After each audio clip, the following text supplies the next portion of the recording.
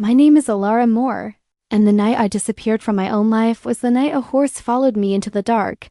I say disappeared because that's what it felt like, not a dramatic vanishing. Not sirens or slammed doors, but a quiet slipping away from the version of myself that still answered messages. Still smiled on cue, still pretended the air didn't feel heavier every day. I stepped out of my house after midnight with my phone face down in my pocket and my jacket half zipped, as if I might change my mind. I didn't. I never do when the darkness calls me by my full name. The road past the last streetlight narrowed into a ribbon of asphalt and then into dirt, and then into nothing that had a name. My boots scuffed gravel. My breath fogged. The moon hung low and pale, like it was tired of watching people make the same mistakes. I told myself I was just walking, just burning off the ache that had settled behind my eyes, just moving so I wouldn't have to sit with the memories that crowded me when I stayed still.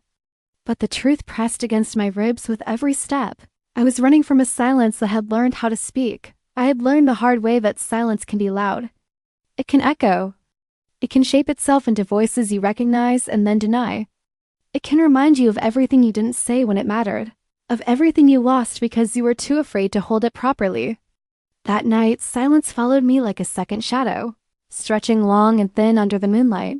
The fields began where the fences ended. Tall grass brushed my calves, damp with night dew. Somewhere far off, a dog barked once and then went quiet. I slowed, listening to my own heartbeat, counting it like it might calm down if I paid attention. 1, 2, 3 too fast. I exhaled and kept walking. That was when I heard him daw. It wasn't dramatic. No thunder of hooves, no cinematic whinny slicing through the dark.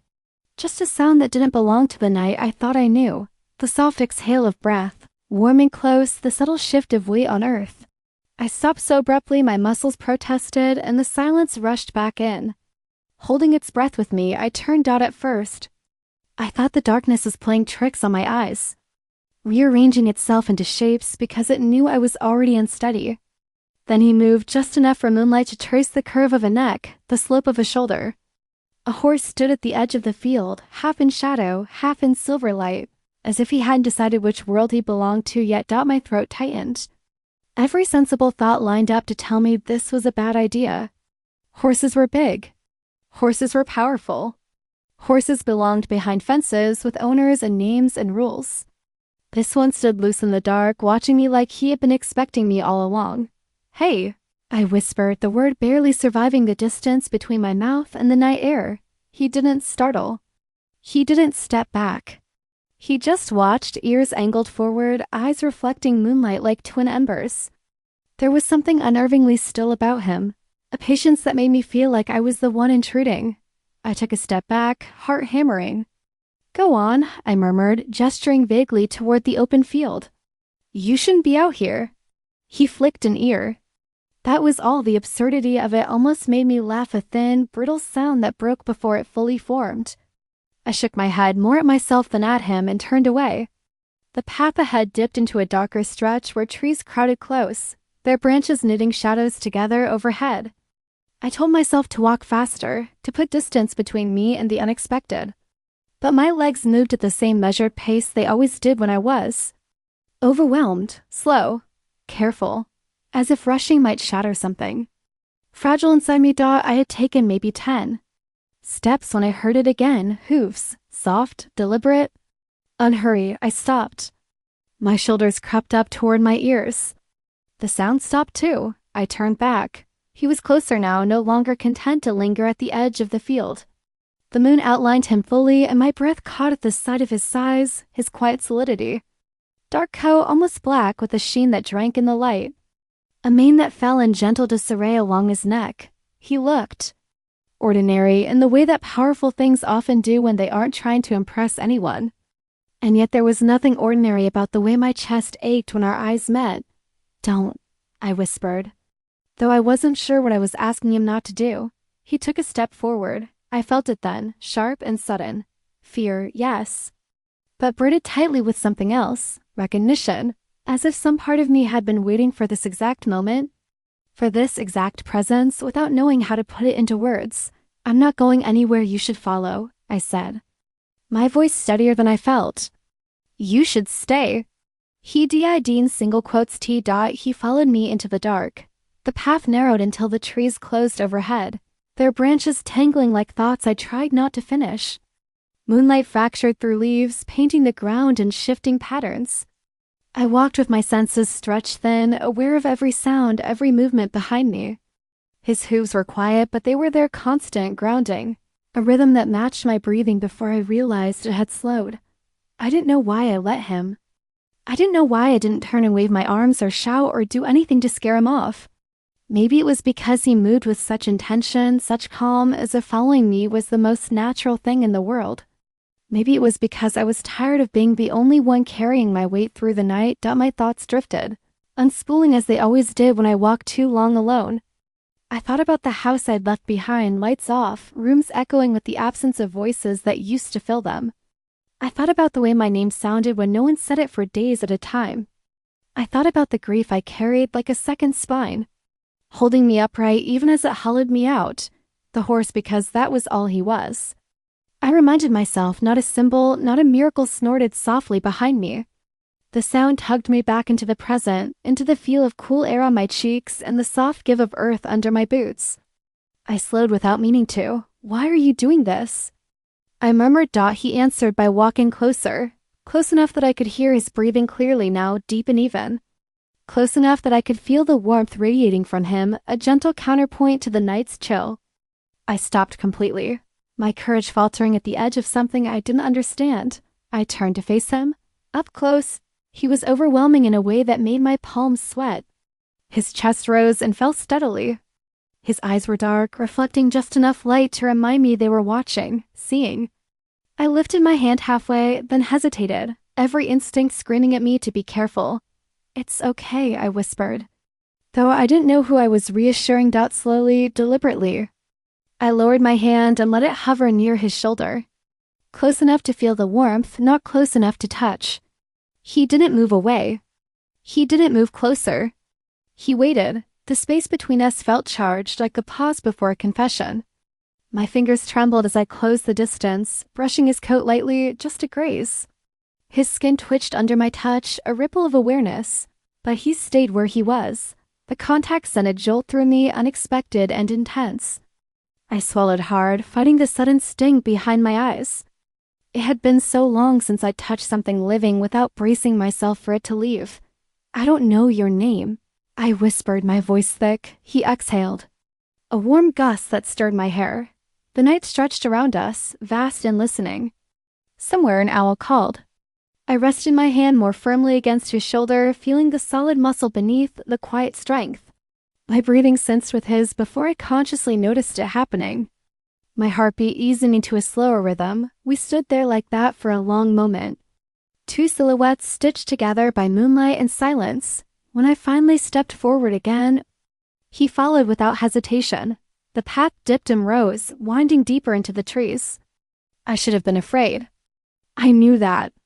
Every story I'd ever heard about people wandering off into the night ended badly. But with each step, the knot in my chest loosened, just a little. The darkness felt less like an enemy and more like a curtain, pulled back to reveal something I hadn't known how to look for. Memories surfaced uninvited. The sound of hospital machines in the early hours of the morning. The way grief settles into your bones, cold and persistent. The moment I realized that surviving something doesn't mean you understand how to live afterward. I hadn't talked about it. Not really. I had learned to fold my pain neatly, to carry it without letting it spill. But walking there, with hooves padding softly behind me, it pressed closer to the surface. "I'm not good company," I said quietly, not turning around. "I get lost in my head. I forget to come back." The horse's presence didn't waver. If anything, he closed the gap between us, his shoulder nearly brushing mine now. I felt absurdly grateful for that inch of reassurance. The trees thinned eventually, giving way to a clearing I hadn't seen in years. Grass stretched out under the open sky, silvered by moonlight. I stopped at the center of it, suddenly exhausted. Like I had reached the end of a long confession. He stopped too. I sank down onto the grass, pulling my jacket tighter around myself, the damp seeping through my jeans. I half expected him to turn away, to decide his curiosity had limits. Instead, he stepped closer and lowered his head, nostrils flaring as he investigated me with quiet interest.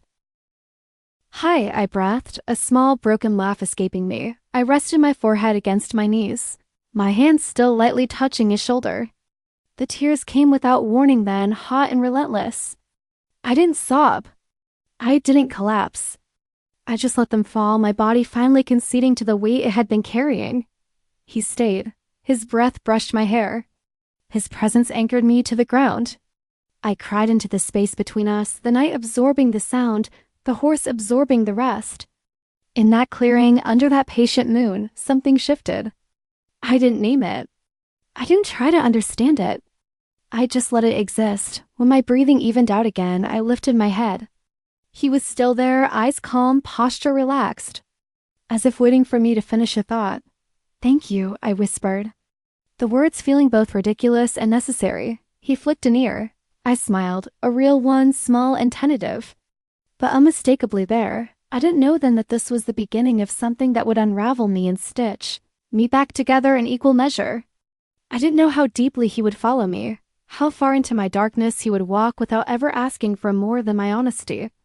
All I knew was this, for the first time in a long while. I wasn't alone in the night, for the first time in a long while. I wasn't alone in the night, the thought settled into me slowly, like warmth seeping back into fingers that had gone numb. I stayed seated in the grass longer than I meant to, my knees drawn up, my palm resting against his shoulder as if it belonged there. The world felt suspended, held together by the sound of his breathing and the hush of wind moving through the clearing.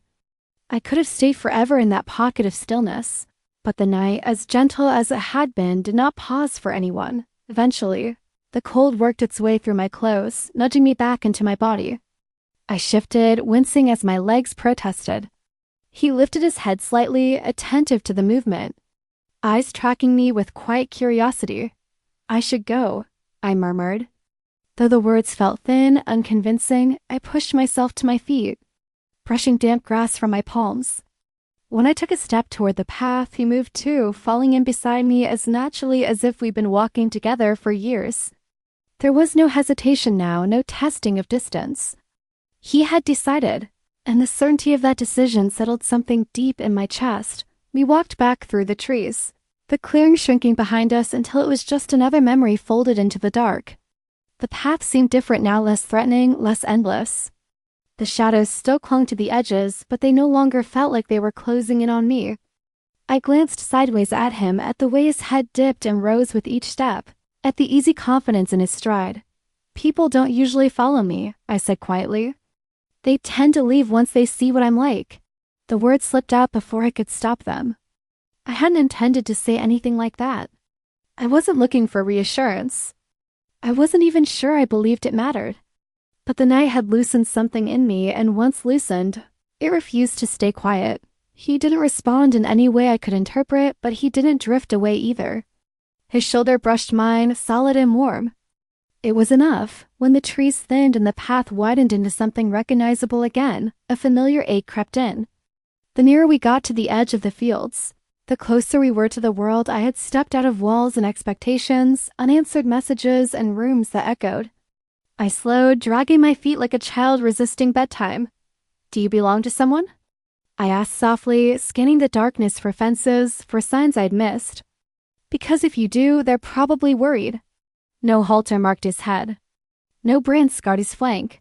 He looked like he had always been exactly where he was supposed to be. The thought made my chest tighten. The last fence loomed ahead, pale wood catching the moonlight. Beyond it lay the road, the quiet houses, my own front door waiting like a held breath. I stopped a few steps short of the boundary, unsure how to proceed. "This is where I live," I said, gesturing vaguely. "You probably shouldn't come any farther." I turned to face him, bracing myself for disappointment. For him to finally peel away, to choose the open field over the narrow strip of human life I inhabited. Instead, he stood there, head level, eyes steady, as if weighing something only he could see. Then, with deliberate calm, he stepped closer. My heart stuttered. "Hey!" He stopped just shy of the fence, close enough that I could feel his breath again. The road stretched behind me, empty and quiet. For a moment, we simply looked at each other, the night holding us in a fragile balance. "I don't know what you want," I whispered, my voice barely there. "I don't even know what I want." He lowered his head slightly, bringing his gaze level with mine. There was no demand in it, no expectation. Just presence. Just choice. Something in me gave way. Okay, I breathed, the word trembling as it left me. Just stay here, please. I stepped over the fence, then turned back, half expecting him to be gone already. He wasn't. He stood where I had left him, a dark silhouette against the field.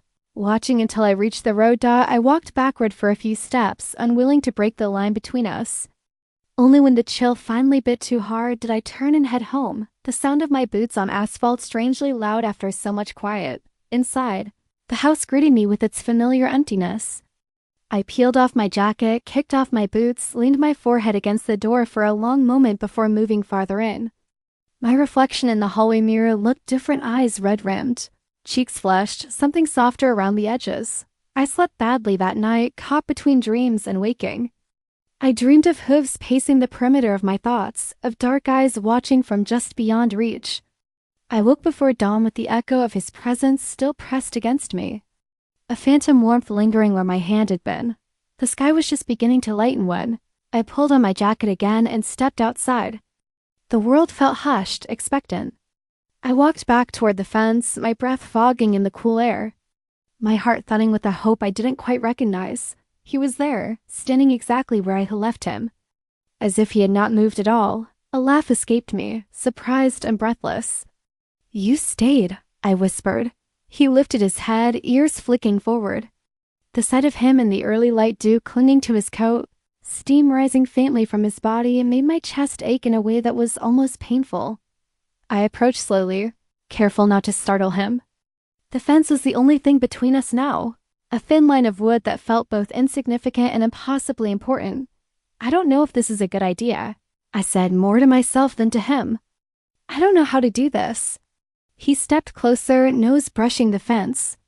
I reached out without thinking, fingers curling around the top rail. For a moment we mirrored each other. Separated by inches and intention dot, I climbed over. The wood was cold under my palms, rough against my jeans.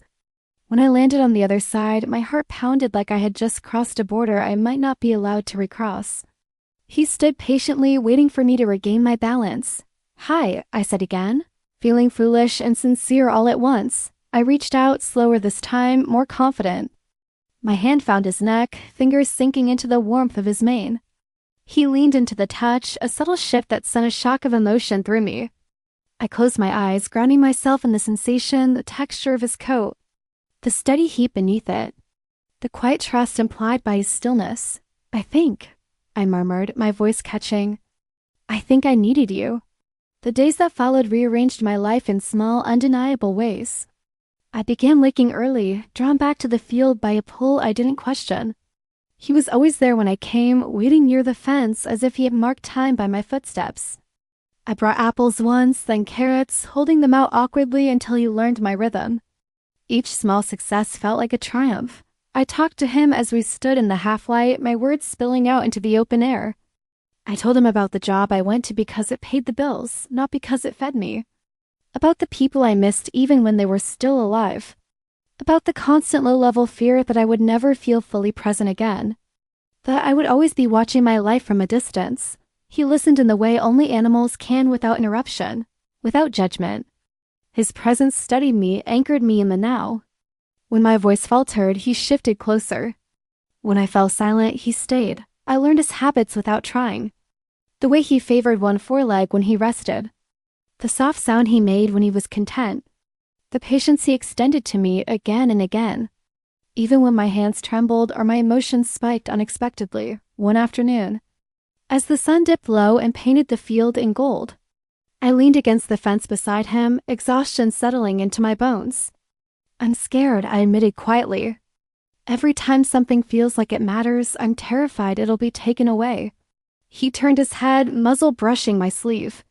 The contact was light, unassuming, but it broke something open in me. I pressed my forehead against the wood, blinking hard, breathing through the swell of feeling. "I don't know how long you'll stay," I said. "I don't know what happens if you don't." The answer, if there was one, lived in the space between us, unspoken and steady. He remained where he was, a constant in a world that rarely offered them as weeks passed. The line between my life and his blurred. I learned which gates creaked, which paths led deeper into the fields. I walked with him at my side, no rope, no saddle, just mutual awareness. People noticed the change in me before I did. They said I looked lighter, more present. I didn't know how to explain that some of the weight had simply found somewhere else to rest, but beneath the calm, tension coiled. I knew, even in my quiet moments of joy, that this could not remain untouched forever. Nothing ever does. I caught myself watching the horizon more often, listening for sounds that didn't belong, trucks, voices, the distant echo of ownership. One evening, as the sky bruised purple and the air grew heavy, he startled at a noise beyond the fields. His body tensed, muscles bunching beneath my hand. I felt it too, the shift in the atmosphere, the sense of an ending inching closer. "It's okay," I whispered, though my own certainty wavered. "I'm here." He stayed, but his attention remained fixed on the distance, ears pricked, breath shallow. I followed his gaze, my heart sinking with a premonition I couldn't name. Whatever had brought him to me had not erased the world beyond us. And the world, I knew, had a way of reclaiming what it considered its own. I rested my hand against his neck, grounding myself in the present, in the warmth and trust we had built. For now, he was still here. For now, the night had not taken him back, but the dark. I was learning always asks for something in return. The dark? I was learning always asks for something in return. The sound came again just before night, fully settled, an engine. Distant but deliberate, slicing through the quiet like a blade. My hand tightened instinctively in his mane. He shifted beneath my touch, not panicked, but alert in a way that made every muscle in my body respond. We stood like that, both of us listening, the field holding its breath. I had known this moment would come. I just hadn't known how deeply I would feel it when it finally did. The truck appeared at the far edge of the field, headlights sweeping across the grass in slow arcs. My heart dropped into my stomach. The light caught his coat and he tossed his head once, a low sound rumbling in his chest. I pressed my palm against his neck, grounding myself as much as him. "It's okay," I whispered again, though the words felt thinner now. "Whatever happens, it's okay." The truck stopped near the fence. A door opened. Voices carried faintly on the air, unfamiliar and purposeful. I recognized the tone immediately, the sound of people who believed they had a right to whatever they were looking for. I stepped back instinctively, placing myself just slightly in front of him, an absurd gesture that made no logical sense. He was bigger, stronger, faster. I was nothing but a human body with shaking hands and a heart that had learned how to break quietly. And yet, in that moment, every protective instinct I had ever buried surged to the surface. A man called out, his voice cutting through the dusk. I couldn't make out the words, but I didn't need to. The intent was clear enough. The horse beside me shifted again, weight transferring, energy coiling beneath his skin. I felt it like an echo in my own body. Part of me wanted to grab him, to hold on, to beg him not to go anywhere. Another part knew, with a clarity that hurt, that this had never been something I could own. I turned toward him, pressing my forehead briefly against his neck, breathing him in like I might be able to carry the scent with me forever. My chest ached with the effort of holding myself together. "You don't belong to me," I whispered into his coat. "I know that." The voices grew closer. Footsteps crunched against gravel. I forced myself to step back, my hands falling uselessly to my sides. He looked at me then, really looked, dark eyes steady and unreadable. There was no fear in them, no confusion. Just that same quiet presence that had undone me from the very beginning. He made the choice before I did. With a smooth, unhurried movement, he stepped away from me and angled his body toward the approaching figures. Not fleeing, not resisting. Simply moving forward as if this was another path he had always known. He would take. The ache that tore through my chest was sharp enough to steal my breath. I stood frozen, my feet rooted to the ground as if the earth itself was holding me in place. The men reached him quickly, voices softening, movements careful. One of them reached out, looping a rope around his neck with practiced ease. I watched every second of it, my vision blurring. My hands clenched so tightly my nails bit into my palms. He didn't fight. That was what hurt the most. He followed them the way he had followed me, calm, deliberate, trusting. The parallel landed like a blow. I had thought our bond was something rare, something singular. And maybe it was. But it didn't make him mind Dot as they led him away. He turned his head once, just slightly. Our eyes met across the widening distance, and for a moment, the world narrowed to that single line of connection. I pressed my lips together, swallowing the sound that wanted to tear its way out of me. Dot goodbye lodged in my throat. Heavy and unfinished. Then he was gone, swallowed by headlights and dust and the inevitable pull of the world beyond our small. Sacred space. I stood alone in the field long after the truck disappeared, the quiet rushing back in like a tide. The night felt colder now, emptier. The place where he had stood beside me felt like a phantom limb still present in my mind, aching with absence. I didn't cry right away. I didn't do anything right away. I just stood there, breathing, letting the reality settle into me one slow, painful layer at a time. When I finally turned toward home, my legs felt unsteady, like I was learning how to walk again. The path looked different without him at my side, longer, darker, less forgiving. Every step felt heavier, each sound amplified by the silence he had left behind. Inside the house, the emptiness greeted me with open arms. I shrugged out of my jacket and let it fall to the floor where it landed, something in me too tired to care. I sank onto the couch and stared at the wall, my thoughts looping back to him over and over again. I slept little that night. When I did drift off, my dreams were filled with open fields and distant hoofbeats I could never quite reach. I woke before dawn with my heart racing, my body aching with a loss it was still trying to understand. The days that followed were quieter than the ones before him, but the quiet felt different now. It wasn't the suffocating silence that had driven me out into the night in the first place. It was sharper, yes, grave tends to be, but it was also clearer. More honest. I returned to the field anyway, not because I expected to see him. I didn't, I knew better. But because my feet remembered the way, and because some part of me needed to stand in that space again, to acknowledge what had happened there.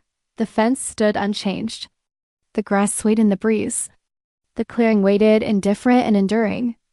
I walked through it slowly, my hands brushing the tops of the grass, my breath steady. I hope you're okay. I whispered into the open air, feeling faintly foolish and entirely sincere. I hope they're good to you. The wind carried my words away, scattering them into nothing. I closed my eyes and let the ache wash through me, not resisting it this time. Grief, I was learning, doesn't diminish when you try to outrun it. It just learns how to keep pace. Weeks passed. Life resumed its shape around me, tentative at first, then steadier. I went to work. I answered messages. I smiled when appropriate. But beneath it all, something had shifted. The silence no longer felt like an enemy. It felt like a space one I could choose how to fill. I found myself walking more, even when the nights were cold. I listened more to the world and to myself. I noticed small things I had once rushed past, the way light changed at dusk. The sound of wind moving through trees, the comfort of steady breathing, sometimes. When the night was especially quiet, I swore I could hear hooves in the distance. The sound never lasted. It didn't need to. One afternoon, months later, I received a message from a number I didn't recognize. A photo followed before any words did. My breath caught painfully at the sight of him standing in a sunlit pasture, coat gleaming, a simple halter around his head. He looked healthy, calm. Hold. The message beneath the image was brief. Found him wandering near your property. Figured you'd want to know he's safe. I stared at the screen for a long time, tears blurring the image until it was nothing but light and shadow. Relief flooded me, warm and overwhelming. He was safe. He had landed where he needed to. I didn't reply. I didn't need to. The knowledge was enough. That evening, I returned to the field one last time as the sun dipped low, painting the sky in deep oranges and purples. I stood at the fence, hands resting on the familiar wood, breathing in the air that had once held us both. I won't forget you, I said softly. I promise. And I knew it was true, not in the way people promise to remember, clinging desperately to the past, but in the way experiences etch themselves into who you become. He had followed me into the dark when I didn't know how to follow myself. He had stayed when I needed stillness more than answers. And when it was time, he had left, trusting me to walk forward on my own. I turned away from the field and headed home as night settled in, my steps steady, my breathing even. The darkness no longer felt like something I needed to fear or escape. It was just another part of the landscape one I knew how to move through now. Some connections are not meant to last forever. Some are meant to change you quietly and irrevocably. Before letting you go, Da, and as I walked, alone but not empty, I carried him with me, not beside me in the flesh, but within me where he had always belonged.